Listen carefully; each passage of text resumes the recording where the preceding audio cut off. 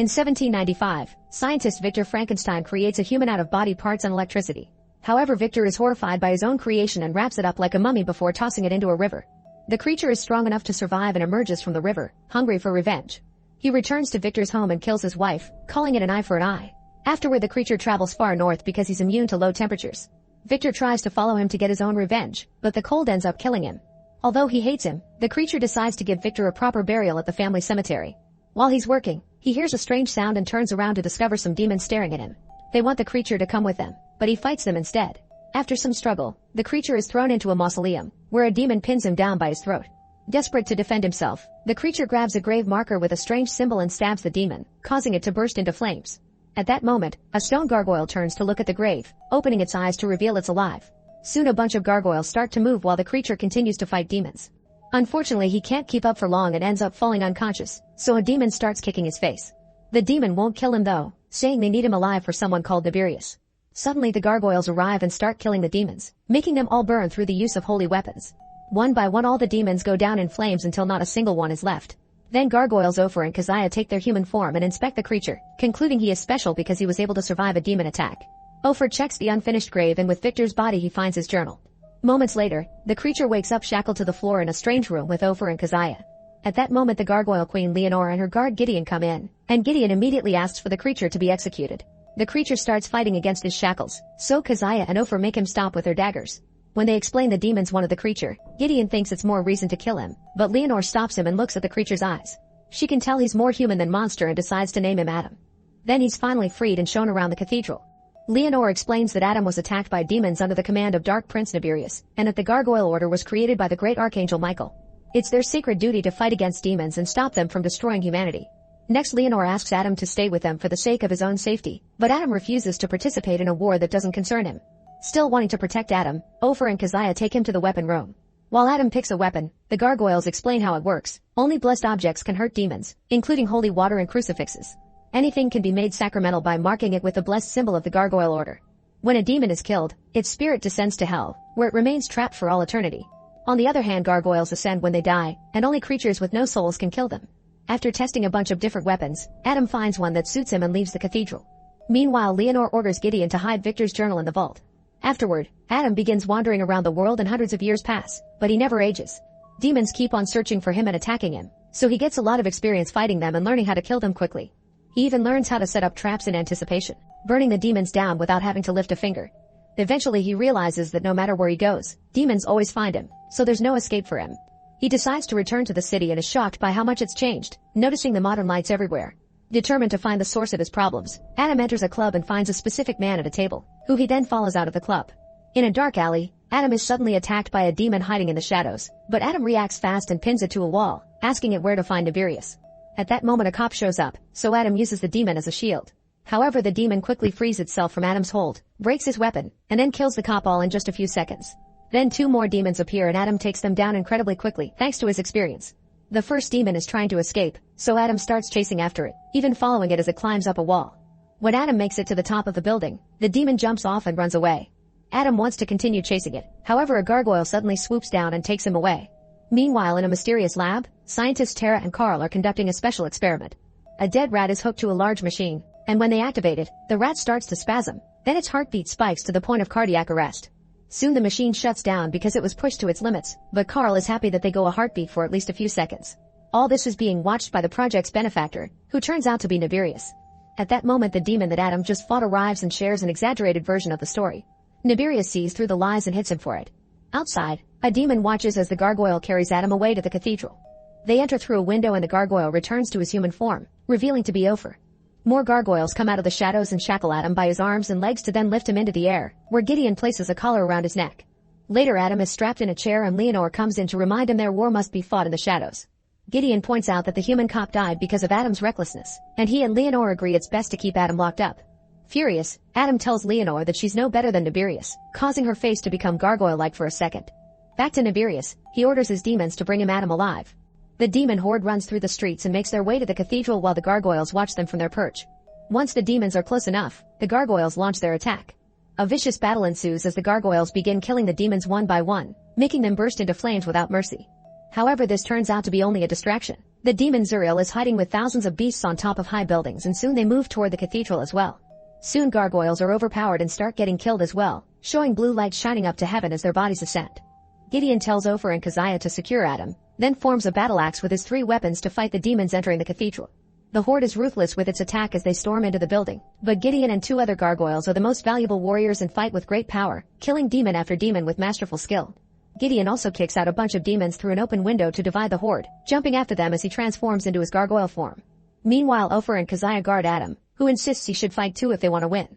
Ophir reluctantly releases him and gives him a weapon right as the demons start pounding on the door.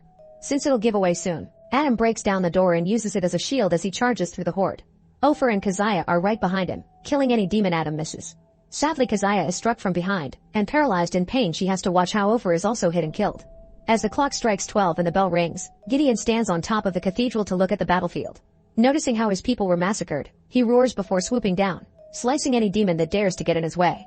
Soon the demons start to flee, and the remaining gargoyles chase after them with rage. Inside, Aden checks on Keziah's wound, but she doesn't want help.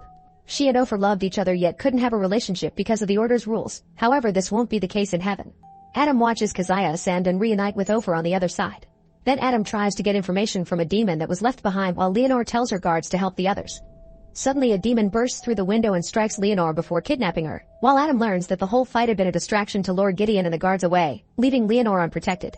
Later the gargoyles come back with a captured demon, and Aden starts punching it to make it confess Leonore's location. At first the demon refuses to talk, so Aden threatens to throw it into a fountain of holy water, which is already causing the demon to release smoke. Desperate, the demon reveals that Zuriel wants Gideon to bring Aden and exchange him for Leonore. Then Aden kills the demon using the holy water and leaves the cathedral. When Gideon returns and learns what happened, he rushes to the vault, ignoring the other gargoyles' warnings that retrieving items is against the rules. Gideon takes Victor's journal and asks God for forgiveness. Moments later Gideon arrives at the building where Zuriel is keeping Leonore hostage. Aden also comes, but he sneaks around instead of showing himself. As the room begins filling up with demons, Gideon offers the journal in exchange for his queen, ignoring her orders not to do so. The journal is dropped at Zuriel's feet, and as soon as Zuriel lets go of Leonore to grab it, Gideon picks her up and flies through the hole in the ceiling. At that moment Aden jumps out ready to fight, so Zuriel escapes with the journal while the demons attack Aden. Once again this is a very easy fight for him, and he kills them all in a matter of minutes before going after Zuriel, who reaches another building and enters an elevator using a keycard. Aden quickly kills a demon nearby and takes his keycard to continue the chase. Soon Zuriel finds Nibirius and gives him the journal while nearby scientist Molokai experiments with a dead body, drawing a demonic sign on its forehead. After Zuriel and Nibirius leave, Aden enters this area too and sees Molokai before checking the back room, where he's shocked to discover thousands of bodies in capsules waiting to be reanimated. Afterward Nibirius brings the journal to Carl and Tara, who starts reading it and learns that Victor used electric eels to generate the electricity that made the creature. Considering the energy running through Aden's being, it would be incredibly hard to kill him. Aden continues to sneak around and finds the observation room. He sees Tara with the journal and immediately bursts through the glass to land in the lab right in front of her. As the alarm goes off, a terrified Tara gives Aden the journal. Suddenly guards enter the lab too, so Aden backs away. However, Nibirius cuts in and tells the guards to stop before approaching Aden, asking him to join his search for answers. When Nibirius tries to touch him, Aden quickly grabs his hand, causing Nibirius' eyes to flash. Zuriel immediately comes to defend his boss, so Aden escapes by jumping through the window. His strength causes him to go through the ground and land on a moving subway train, so he rolls on it until he passes through an opening, managing to grab on to avoid falling. Then Aden sits and begins flipping through the journal. However, reading Victor's justifications for his experiments and seeing his own face upset him, so he slams the journal shut. Meanwhile, Nibirius tells Tara to go home to rest, thinking that Aden will go to her to help him understand the journal. His prediction is right and soon Aden is following Tara through the city. Eventually she notices someone is following her and tries to hide, but Aden appears behind her anyway. He covers her mouth and promises he won't hurt her before releasing her and asking her to come with him. Tara follows Aden while he tells her about the war between demons and gargoyles. They make it to his hideout and when Aden kicks the door down, the noise is heard by Zuriel. Then Aden explains that Nibirius wants to learn Victor's methods to make an army of powerful creatures like him. Tara is having trouble believing him, but at that moment Zuriel shows up, revealing his demonic form and proving the story. A very intense fight ensues and Aden gets kicked off a scaffold. Zuriel dives down after him and holds his weapon to Aden's throat. Aden admits he saw the bodies and points out they'll never be able to control them. However, Zuriel explains they'll bring demon spirits from hell to possess them. It would be easy because those bodies have no soul, just like Aden. Then Zuriel takes the journal and announces that, thanks to it, he doesn't need Aden alive. Before he can strike, Tara comes out and pretends she does need Aden alive for the experiment to work.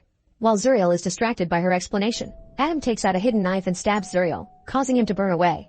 The flames almost reach the journal, but Tara grabs it just in time. Afterward the duo returns to Aden's hideout. where Tara takes care of Adam's wounds while telling him that he's only a monster if he behaves like one. Then Adam falls asleep to rest, and Tara uses the chance to finish reading the journal. When Adam wakes up, Tara announces she's read enough to reproduce Victor's methods and wants to finish Victor's promise of making a companion for Adam. At that moment Carl calls Tara's phone and they agree to meet later. Unfortunately Carl is being watched by Nibirius guards, who hear everything. Then Tara leaves and tells Adam not to follow her, so he gives her his dagger instead. When Tara reaches the meeting point, she discovers Carl was forced into a trap for her. Tara tries using the dagger to defend herself, but the guard quickly grabs her wrist and disarms her. Meanwhile Adam goes to the cathedral and is quickly restrained by the gargoyles, who take him to see Leonore. Adam tells her all about Nibirius' plan with the bodies, but he also admits he now has someone to protect. Leonore agrees to offer protection for Adam and Tara, so Adam leaves to look for her. As soon as he's out of sight, Leonore tells Gideon to follow Adam and kill him after getting the journal back. As Adam walks through an alley, he hears a weird noise that puts him on alert. He enters a building and grabs an emergency axe before he keeps moving. When he makes it to his hideout, he finds the journal on the floor and no Tara in sight.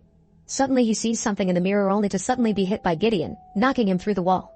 When Gideon slams into him again, he flies through a door and almost rolls out the hole, but he uses his axe to hold on and prevent a fall. Gideon comes to kick the axe off and Adam falls anyway, only to hold onto the floor just in time. As he climbs back up, he can't see Gideon, who is now flying around the building before slamming into Adam. Then Gideon grabs Adam by the neck, slamming through wall after wall until the roof collapses behind them. Eventually they make it outside and Gideon releases Adam so he can swing his axe. However, Adam manages to grab it before he lands on a car. Gideon lands on top of him but suddenly he feels pain and discovers he was hit by his own weapon. Adam reminds him he has no soul, and Gideon dies as the blue light makes him ascend.